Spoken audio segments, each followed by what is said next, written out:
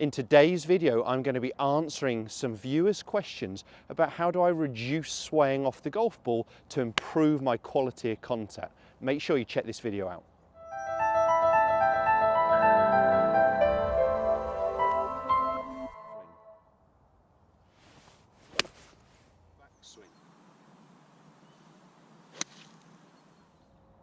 Welcome back to the TruGolf Academy. You've joined me, Jon Watts, today at Branston Golf and Country Club.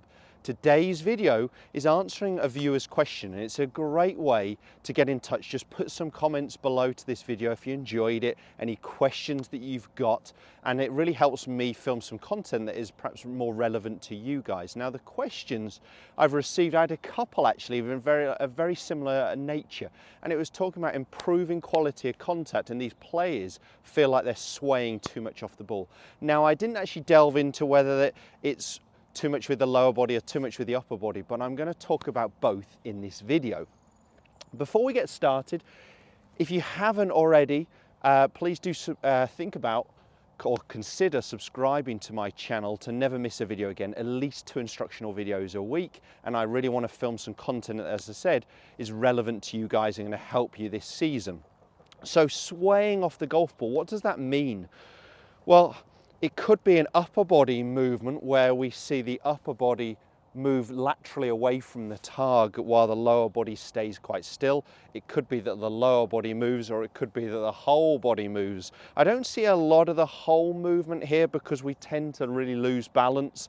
So it tends to be that the lower body has bumped away from the target. So for me, that would be my right side, my trail side, moving away from the target too much this way. That would be a lower body sway. An upper body tends to be when the player's lower body is fixed and we see excessive movement with the big muscles, the upper body, moving away from the target. Now, if you move laterally off the golf ball, but every time you come back into position and you strike it okay, then it's not causing you a fault, but it often causes contact problems. So whether we're going to be striking the ground first or whether we're going to be topping them, thinning them as a compensation, we tend to see a lot of issues with strike location when we get this excessive swaying movement off the golf ball. And I want to go on to why I see this happen with golfers. So I'm going to talk about the upper body sway to start with. So that's the upper body moving too much laterally away from the target. For me, that happens when players are trying to fix their lower half too much. So they're really trying to stop their lower body moving, and we tend to see a big movement to try and take the club away with the upper body away from the target. What we want to try and do for that golfer is actually allow a little bit more freedom in their trail hip here. So we actually want to allow just a little bit more rotation early on in the golf swing of their trail side, and actually allow them to lose a bit of flex in their trail knee. And that's going to be strange for that type of golfer because they're trying to fix their lower body, but actually allowing a little bit more rotation of that lower body, that trail hip to move behind you and up.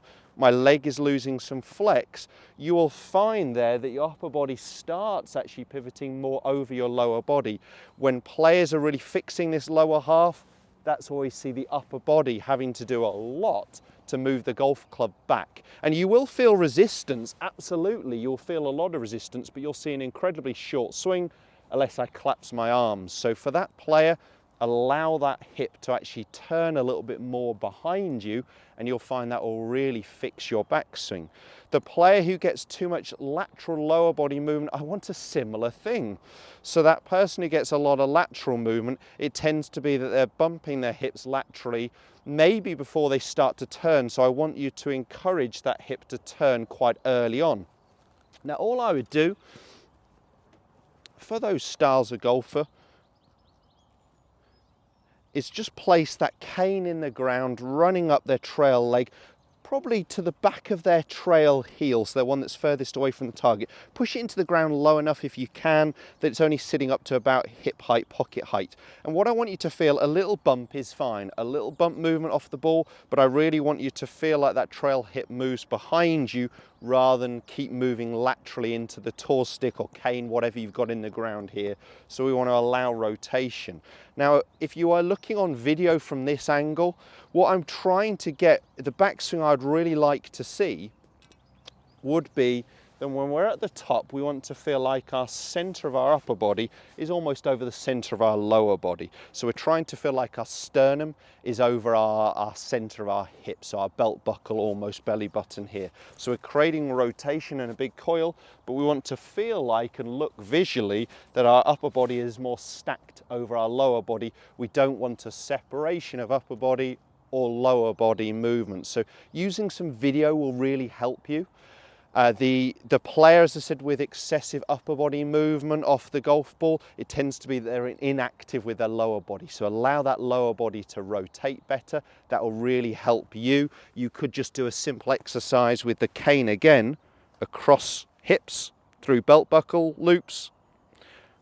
And what I want you to try and get is the hips starting to rotate as your shoulders are also rotating here, turning back.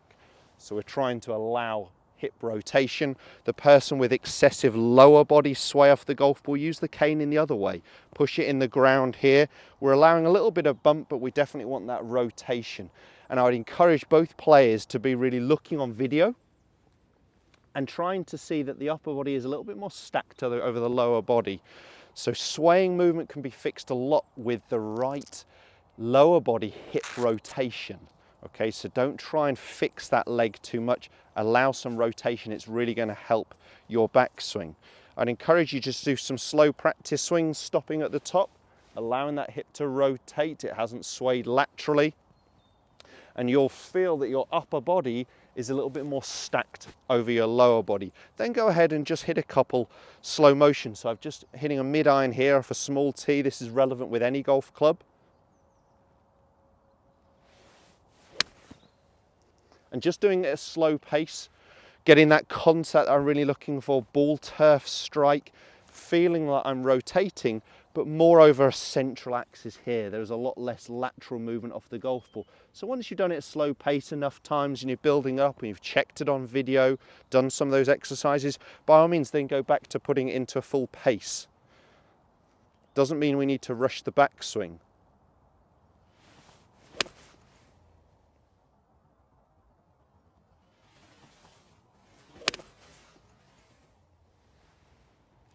So again, the strike, the contact I'm really looking for there, definitely got the ball turf strike, really felt like my upper body was rotating over my lower body rather than a separation of the two. So if you're struggling with any swaying movement, look whether it's the lower body, whether it's the upper body, and do some of those toe stick exercises. They're definitely going to help your game. If this video has helped, hit the thumbs up. And as I said at the start, please subscribe to the channel to never miss any content again. Thanks guys, we'll see you soon.